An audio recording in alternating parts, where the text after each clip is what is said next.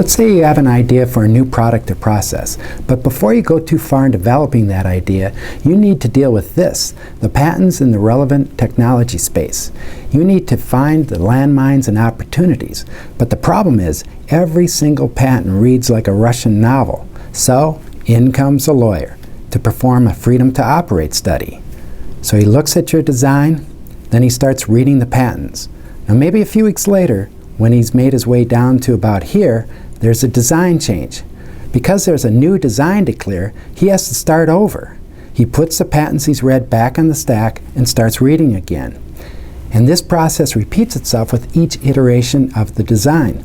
This, of course, is time-consuming, expensive, and frustrating for everyone involved. To make matters worse, at the end of the process, the end product is a legal memorandum, 20, 30, or even 50 pages of legal and patentese. Because it only addresses itself to a specific design, the legal memorandum has no value beyond its narrow scope, so it cannot be used to guide future R&D. And the cost for the FTO? Typically around $75,000 to $150,000. At Schwegman, Lundberg, and Woessner, we take a radically different approach to landscape analysis and freedom to operate. We call it the Schwegman Patent Intelligence Process, or SPI. In a nutshell, we take this and turn it into this, an interactive claim map.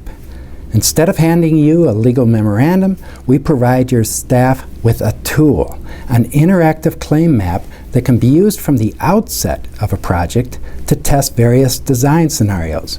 And unlike a legal memorandum, the map can be updated as new patents enter the space and reused time and time again to guide future development. Let's take a closer look. Up here, the patents are arranged in white and blue columns. Our software parses out the independent claims of each patent and places them in subcolumns. The independent claims are cross-indexed with these items, what we call scope concepts. Now, scope concepts are a key ingredient in our process. A scope concept is simply a statement that summarizes a claim limitation that is repeated or shared across the entire patent portfolio.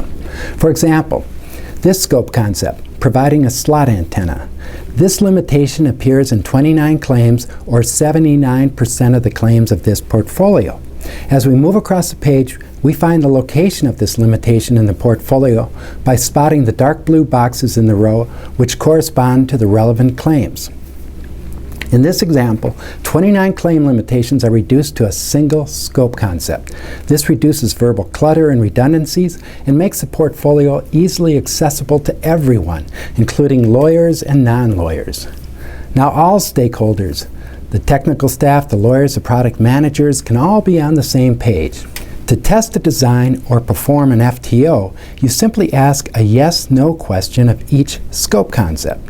So going back to our map, we might ask, does our design call for a slot antenna? If it does, the relevant boxes remain red.